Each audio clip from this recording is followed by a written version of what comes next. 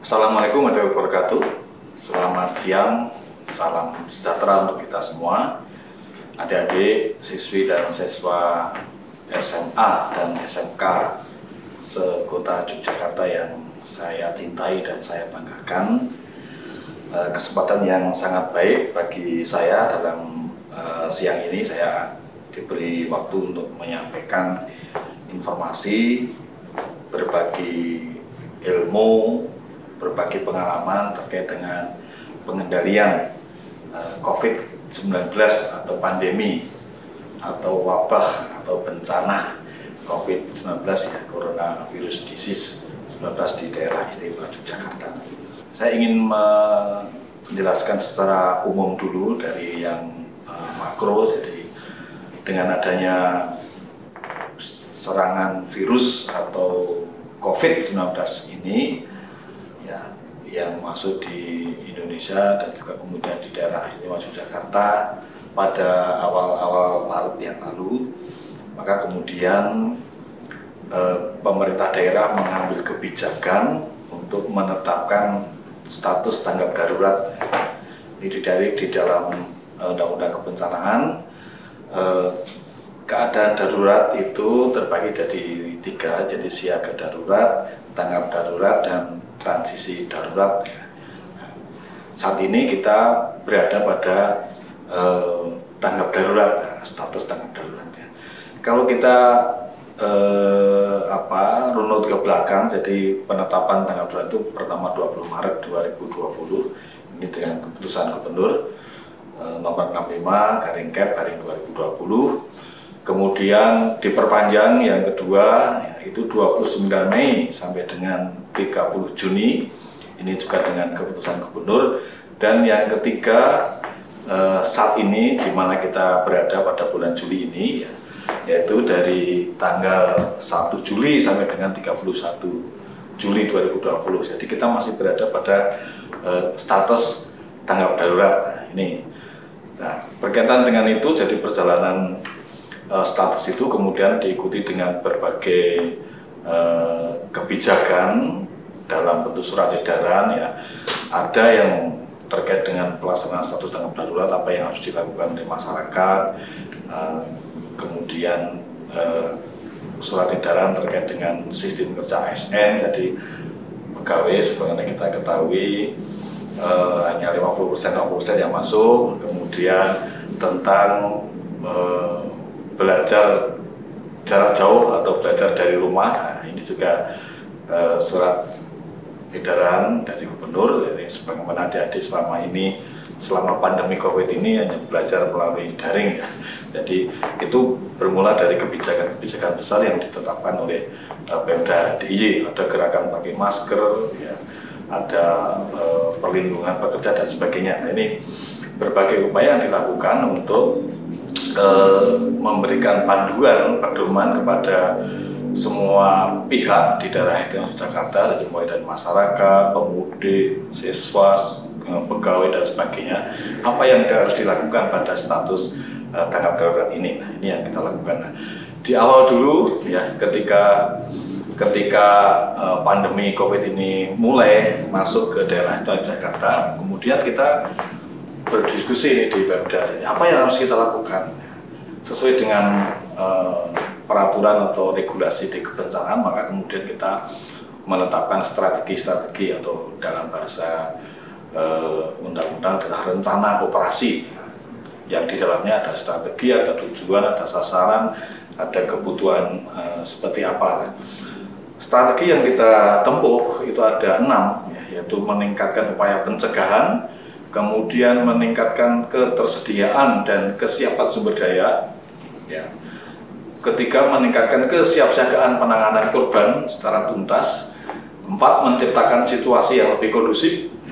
Kemudian kelima, menangani dampak baik sosial maupun ekonomi. Dan yang keenam, meningkatkan keterpaduan, keterbukaan informasi dan sebagainya. Jadi strategi itu satu sama lain saling terkait ya. Pencegahan dapat dilakukan dengan baik kalau didukung dengan sumber daya, baik itu sumber daya kesehatan, sumber daya untuk pencegahan ya, sumber daya manusianya yang menangani pasien, menangani kasus dan sebagainya. Ini juga kemudian akan mempengaruhi kesiapsiagaan penanganan korban. Bagaimana kemudian kita tahu di awal-awal dulu sangat sulit untuk mendapatkan APD, ya, alat untuk pelindung diri bagi tenaga medis dan sebagainya, karena belum biasa pakai masker, belum biasa pakai face shield, ya, semuanya langka, jadi semuanya berebut untuk mendapatkan itu. Jadi memang ciri khas dari bencana ini karena menyerang semua daerah di Indonesia, semua provinsi, ya, sehingga kemudian sumber daya ini di awal-awal itu cukup sulit untuk didapatkan. Nah, makanya kemudian strategi ini yang kita tetapkan, nanti ada 6 strategi. Nah, kemudian dari strategi itu ya ditetapkanlah kebijakan-kebijakan, ya.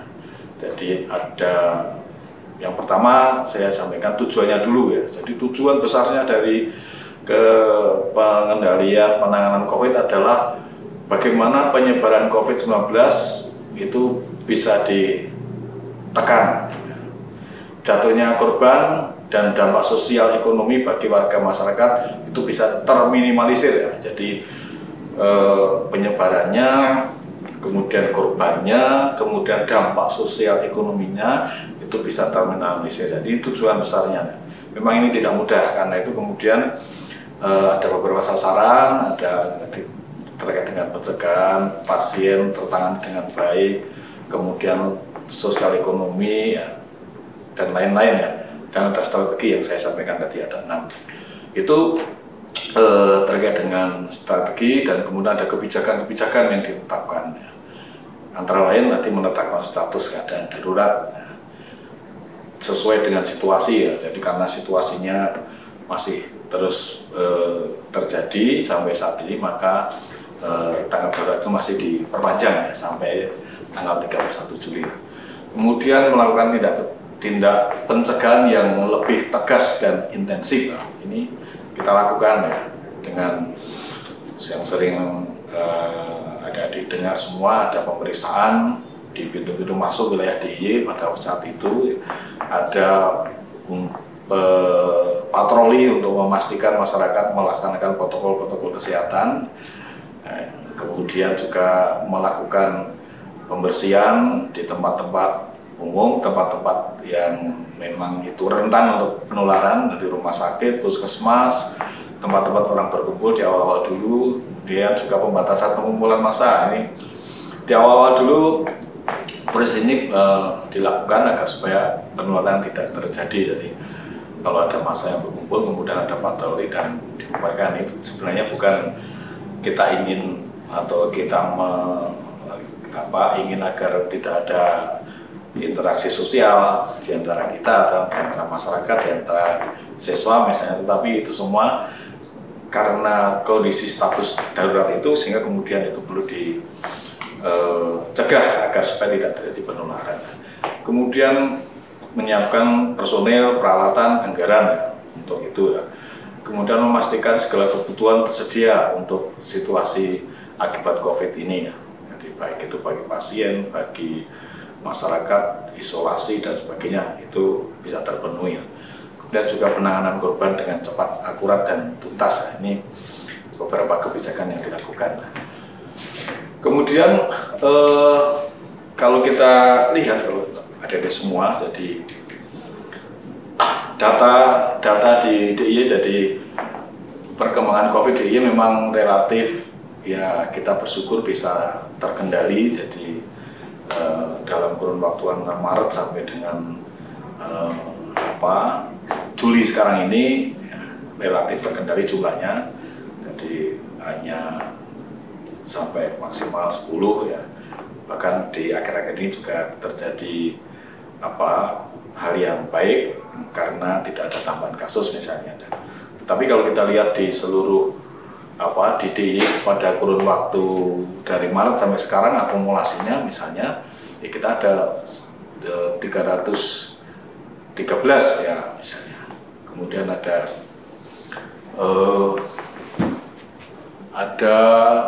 pasien positif 313 akumulasinya, ya. Kemudian kalau kita jumlah semuanya ada 1430 dan sebagainya. Jadi data-data yang bisa dilihat di daerah istimewa Yogyakarta adalah persebarannya bisa juga dilihat di situ. Jadi tiap kabupaten paling banyak Sleman ya, karena memang Sleman penduduknya banyak, di sana banyak mobilitas dan sebagainya.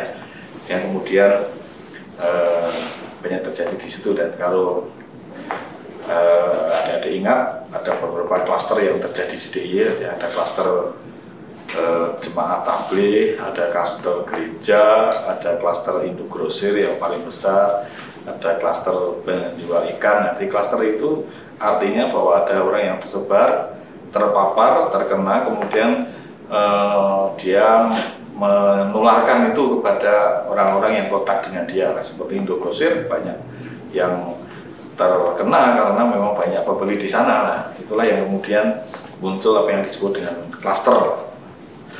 Kemudian kalau kita cermati ya situasinya, jadi kita ada ketidakpastian. Dari sampai sekarang pun pertanyaan kapan sih, ya, kapan virus itu akan hilang dari dunia, dari Indonesia atau dari Yogyakarta, kita juga belum bisa memastikan karena banyak faktor yang mempengaruhi.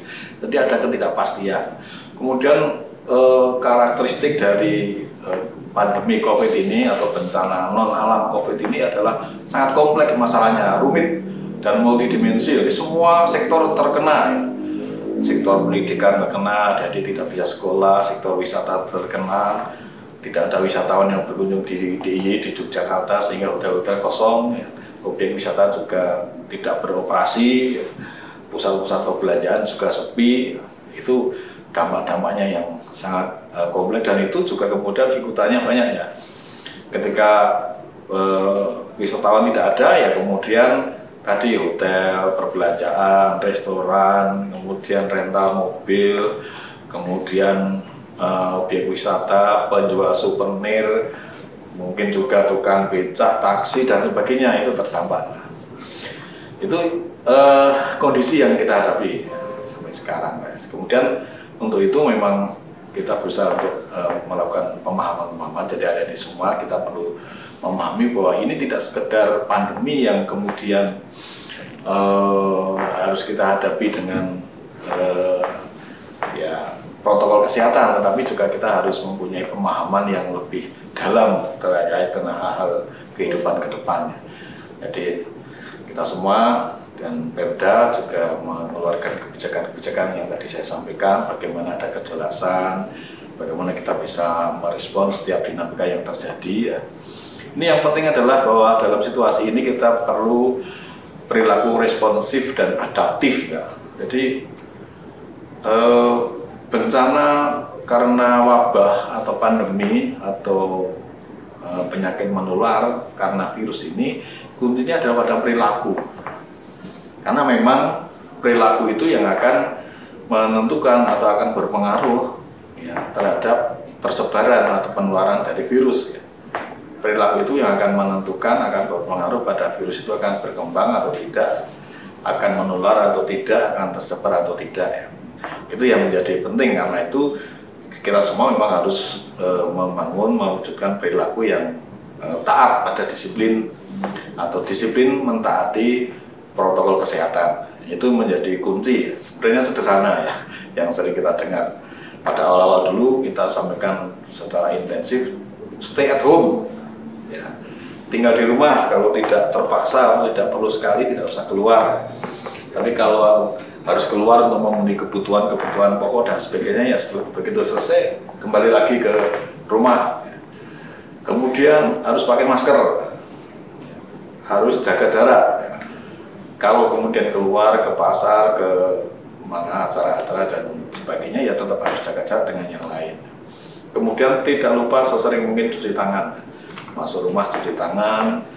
Karena apa? Karena tangan ini kan yang akan kemana-mana ya. Tangan tadi keluar bisa terkena virus, kemudian kalau tidak cuci bisa saja tangan juga sampai di rumah, atau tangan itu kita gunakan untuk usap-usap mata, untuk usap-usap mulut dan sebagainya. Itu kemudian bisa mencegah penularan. Karena itu sekali lagi perilaku menjadi sangat penting untuk mencegah penularan atau penyebaran dari COVID-19 ini.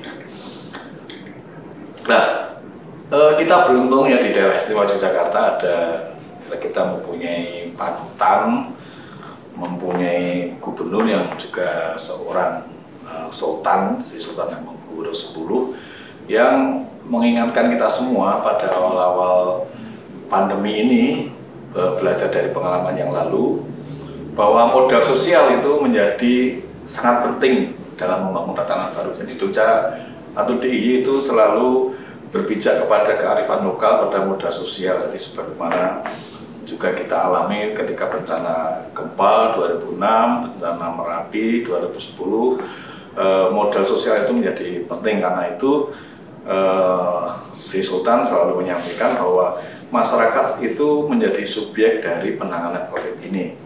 Karena memang, kenapa kemudian masyarakat menjadi subjek? Karena tadi kuncinya pada perilaku di setiap kita, semua jenjangnya, dari anak-anak sampai yang tua, ya, dari siswa yang bekerja di kantor, di pasar dan sebagainya, itu semua akan menentukan. Karena itu menjadi subjek, dia harus bisa ambil peran untuk tadi bagi diri sendiri mencegah tertular, tapi juga kemudian bagaimana mencegah diri kita untuk berpotensi menularkan kepada yang lain. Karena itu modal sosial ini menjadi penting, karena memang virus ini, ancaman ini ya sulit, ya, tidak nampak, tidak bisa diraba, ya, apalagi dipegang ya. Tetapi itu ada dan bisa menyerang. Kemudian yang membawa juga tidak jelas, bisa saja itu orang-orang di sekitar kita, bisa saja justru ketika kita karena begitu dekatnya dengan seseorang, kita kemudian lupa jaga jarak, justru di situ terjadi penularan. Jadi kadang-kadang memang ada hal-hal yang ini virus kemudian menjauhkan hubungan seseorang dengan yang lain, ya. Tapi jarak itu memang diperlukan saat ini supaya kemudian tidak terjadi penularan. Ini yang harus dilakukan. Karena itu kita harus berdampingan dengan itu, dan supaya bisa berdampingan dengan virus itu, yang kita lakukan adalah tadi sekali lagi pakai masker, jaga jarak, diam di rumah, kalau tidak perlu tidak keluar, jauhi kerumunan. Nah, kerumunan itu kan juga sesuatu yang sangat dekat dengan anak-anak muda ya. Jadi anak-anak muda dari semua kan suka berkumpul, suka kongko-kongko ya, kalau belajar ya belajar bersama rame-rame, mungkin juga berwisata bareng-bareng rame-rame. Tapi dalam situasi kondisi seperti ini, hal itu menjadi sesuatu yang jangan dilakukan dulu, ya. Jangan dilakukan dulu. Tetap protokol kesehatan harus kita taati. Ya, kita tahu memang yang di rumah sakit masih banyak. Kalau DIY bersyukur kita tidak banyak, dalam arti yang dirawat hanya kurang dari separuh, ya, bahkan sekarang sekitar sepertiga dari kapasitas tempat tidur atau kapasitas rumah sakit untuk melayani itu. Berbeda dengan Jawa Timur, ya, adik-adik semua membaca berita sana sampai kekurangan tempat tidur, rumah sakit penuh, sehingga kemudian harus digeser ke daerah-daerah yang lain, harus membangun rumah sakit lapangan dan sebagainya. Nah, itu karena memang kasusnya atau korbannya banyak, ya, sehingga kemudian daya tampung rumah sakit menjadi tidak memadai. Ini yang itu kondisi itu masih ada di Jogja, sehingga kita berharap itu tidak terjadi di daerah istimewa Yogyakarta. Jadi semoga kasusnya turun, dan kita berupaya untuk mencegah itu dengan partisipasi semua pihak, ya, untuk menerapkan protokol dan SOP di semua bidang. Kalau tidak, ya akan terjadi problem baru, akan terjadi lonjakan baru, atau dalam bahasa monitoringnya outbreak, ya, kasus-kasus baru. Nah, ini yang harus kita cegah supaya kemudian di DIY tidak terjadi. Nah, di dalam upaya kita untuk menuju ini, sekarang kita sudah tanggap darurat fase yang ketiga atau periode yang ketiga, dan sekarang kita memasuki masa-masa untuk juga melakukan persiapan-persiapan menuju pada new normal atau dalam bahasa yang lain masyarakat yang produktif dan aman COVID. Jadi kita tetap produktif tetapi aman. Ya, bagaimana UMKM tetap bisa produksi tetapi kondisi yang aman. Ya. Bagaimana hotel bisa mulai beroperasi, uji coba operasi tetapi tetap aman. Bagaimana pusat perbelanjaan mulai buka tetapi tetap aman. Termasuk juga yang lain lah. Aman ini bisa dicapai atau bisa diwujudkan kalau semua itu tadi menerapkan protokol kesehatan. Ini yang paling utama kemudian adalah bagaimana mengubah cara hidup kita semua. Kalau biasanya begitu keluar ya langsung keluar, tidak usah pakai masker. Sekarang berbeda, kita harus keluar. Begitu pulang cuci tangan, termasuk juga adik-adik semua di dalam beraktivitas. Ini yang harus kita lakukan. Kemudian ada syarat-syarat ya. Jadi syarat-syarat ini mungkin adik-adik bertanya, Jogja kok masih status tanggap darurat? Jadi Jogja kok masih diperpanjang sampai 31 ini setelah kita sudah nggak betah nih akan melakukan aktivitas, akan ke sekolah dan sebagainya. Sekarang PPDB juga daring misalnya. Jadi lebih sulit hidup kayaknya. Tapi itu yang harus kita lalui. Jadi untuk menuju pada masyarakat yang produktif dan aman, ada beberapa syarat yang harus kita penuhi ya. Jadi penularan yang pertama, penularan COVID itu bisa dikendalikan. Nah, kita beruntung satu ini bisa dikendalikan karena memang tadi 0, 2, 3, 5, 0, nah itu di DIY jadi dibandingkan dengan yang lain. Nah. Kemudian kapasitas sistem kesehatan bisa memadai, ada isolasi, ada pemeriksaan yang masif, yang massal. Jadi kita tahu akhir-akhir ini Pemda provinsi dan kabupaten melakukan pemeriksaan swab ya, atau PCR, rapid test juga massal di pasar-pasar, di Malioboro beberapa waktu yang lalu, di mall ya, dan juga di tempat-tempat di mana banyak masyarakat berkerumun. Nah itu untuk kita menemukan kasus-kasus itu, upaya-upaya itu semakin masif.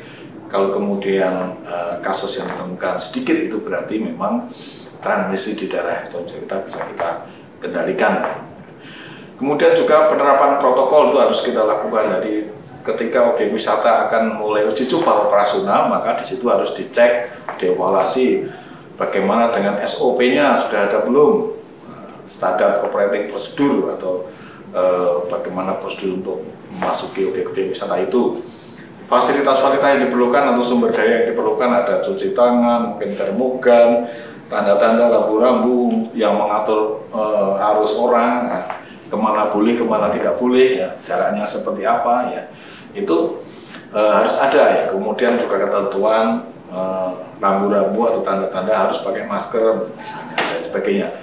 Kemudian juga mampu mengendalikan risiko kasus impor. Nah ini yang akhir-akhir ini justru banyak terjadi di daerah Jakarta. Dan beberapa kasus yang terjadi akhir-akhir ini justru karena orang habis bepergian ke luar daerah, ke Surabaya, ke Jakarta, ke Tangerang, ke Madiun. Ya.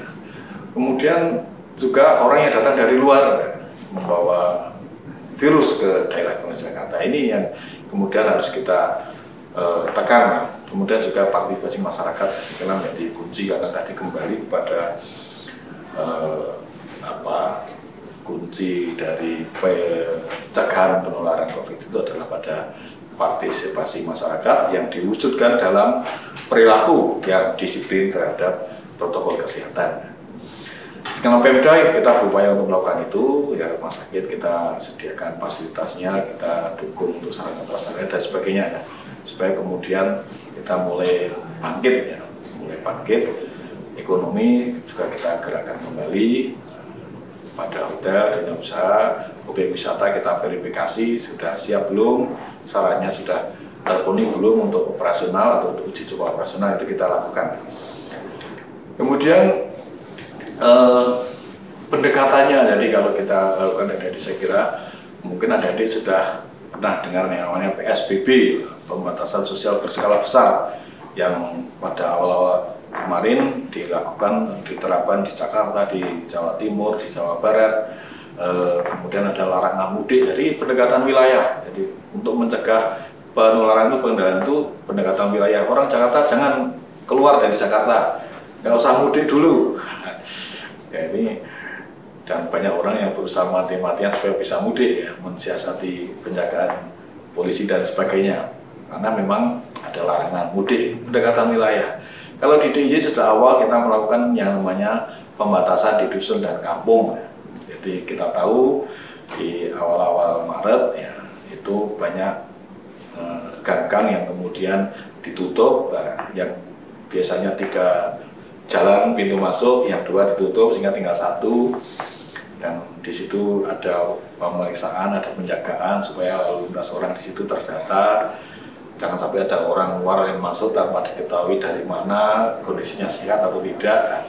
Itu pendekatan yang kita lakukan, yaitu desa dan kampung, atau sekarang mungkin dengan Satgas Covid Desa atau Desa Kelurahan Tangguh Covid, ya, Des Katafit. Nah, ini upaya kita untuk memproteksi, untuk memberdayakan masyarakat di tingkat desa dan kelurahan atau kampung yang kemudian sadar tentang perannya untuk melindungi warga masyarakatnya dari paparan virus corona, virus COVID ini atau virus corona ini, ya.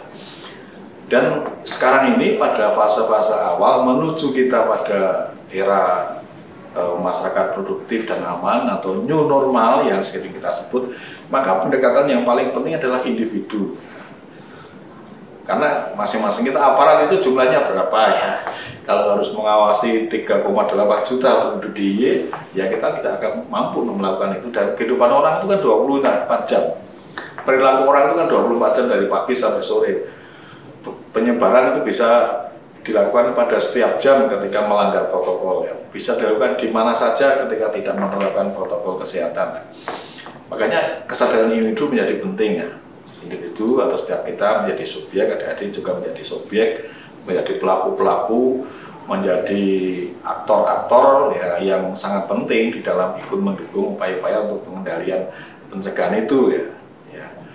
Melalui perilaku yang tadi menerapkan protokol itu, ya. Karena itu kalau belum paham, belum mengetahui banyak tentang ini, bisa saja bertanya di BPBD, di Dinas Kesehatan, atau mungkin cari di Google apa yang harus saya lakukan, apa yang harus saya hindari ketika akan beraktivitas, ya. Itu bisa dicari di sana, bisa di searching untuk kemudian yang jauh lebih penting adalah kemudian bisa kita terapkan di dalam kehidupan kita.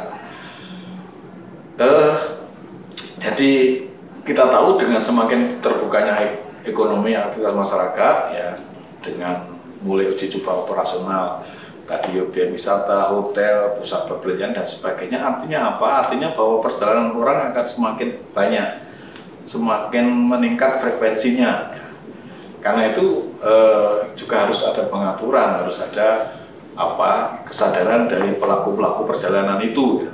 Memang gugus tugas ada surat edaran tentang bagaimana persyaratan itu dan kriterianya, itu bisa dilihat di SE gugus tugas nomor 7 tahun 2020 dan juga nomor 9 tahun 2020. Ini kriteria dan syarat perjalanan, ya. Kalau adik-adik mau menempuh perjalanan atau mungkin ada anggota keluarga yang akan menempuh perjalanan dari Jogja ke luar, atau ada saudara di luar daerah mau luar negeri mau ke Jogja, ini saya mau masuk ke Jogja nih, bagaimana syaratnya, bagaimana kriterianya, bisa dilihat di situ. Yang pertama tentu harus mempunyai surat keterangan bebas COVID, melalui rapid test atau melalui swab, ya.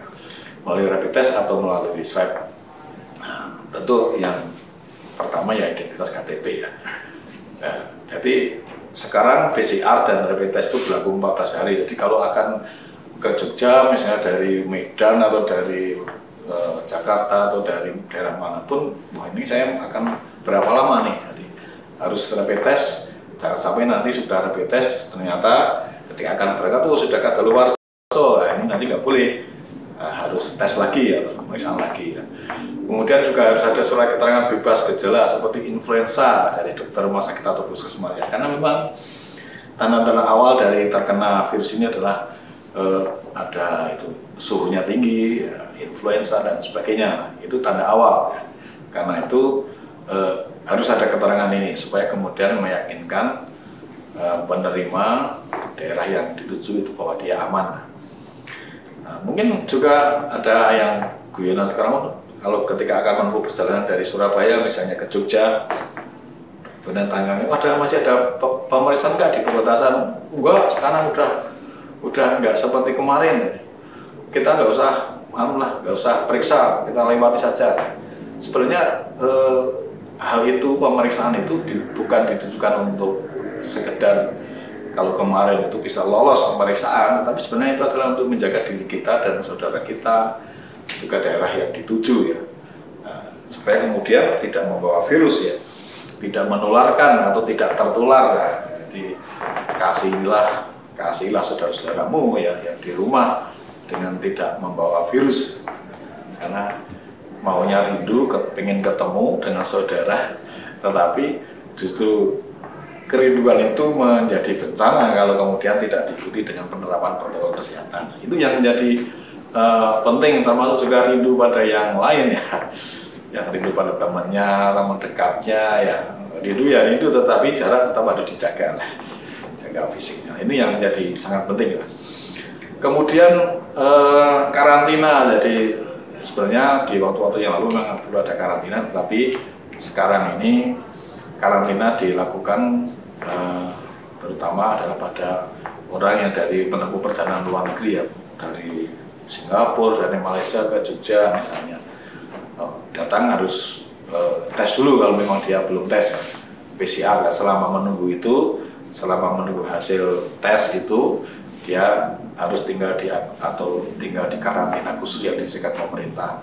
Nah, kemudian kalau di perjalanan kita di dalam negeri ya, ini orang-orang yang mempunyai gejala, jadi gejala ketika datang kemudian panas dan sebagainya, nanti masyarakat kita kondisikan untuk kemudian harus karantina atau isolasi dulu lah, nah, supaya kemudian diobati dulu. Kalau memang gejalanya semakin meningkat ya periksa dulu ke puskesmas atau ke fasilitas pelayanan kesehatan di tempat di mana mereka berada. Ini upaya-upaya yang kita lakukan untuk kemudian kita bisa mengendalikan penyebaran virus ini. Kuncinya sekali lagi adalah pada pribadi kita masing-masing, pada pribadi adik-adik semua, bagaimana disiplin menerapkan protokol kesehatan ya. Tetap pakai masker, jaga jarak ya, kemudian jaga kebersihan ya, jangan menantang di jalan, kemudian saya nggak pakai masker nggak apa-apa, tapi bukan itu caranya untuk menunjukkan kekuatan kita, karena virus yang menyerang, mengancam ini tidak kelihatan dan bisa mematikan. Memang kita tidak melihat dampaknya secara visual sebagaimana kalau bencana alam ya. Gempa dulu misalnya kita lihat orang-orang pada patah kaki, patah tangan, darah di mana-mana, rumah roboh, berserakan, jembatan ambruk dan sebagainya. Itu kita tidak lihat. Karena apa? Karena korbannya, kasusnya ada di isolasi, di rumah sakit, di ruang-ruang isolasi, yang sehingga yang tahu, yang kemudian berinteraksi langsung, yang juga ini potensi terpapar itu ya mereka yang dekat itu, ada dokter, ada perawat dan sebagainya. Itu kita hargai mereka karena memang mereka yang bertugas merawat itu. Tapi kita yang ada di luar tentu tidak tahu kondisi itu. Kita hanya tahu kalau ada yang meninggal dan sebagainya. Itu dampak dari inilah. Karena itu kesadaran ini menjadi penting, jadi tidak jangan sampai kita menjadi orang yang harus diisolasi, harus dirawat, dan tidak boleh berhubungan dengan siapapun sebelum sembuh atau sebelum tes dan hasilnya itu negatif. Ini yang karena itu sekali lagi tadi jaga jarak, pakai masker, cuci tangan, untuk menerapkan gaya hidup sehat supaya kita mempunyai stamina yang kuat, mempunyai kekebalan imunitas yang kuat dan tidak mudah terserang virus. Saya kira itu yang bisa saya sampaikan terkait dengan apa yang harus kita lakukan untuk pengendalian penyebaran virus. Semoga adik-adik semua ini bisa menambah wawasan terkait dengan hal-hal yang baru kita hadapi sekarang ini ya. Terima kasih, ada kurang lebihnya saya mohon maaf. Saya akhiri, selamat siang, wassalamualaikum warahmatullahi wabarakatuh.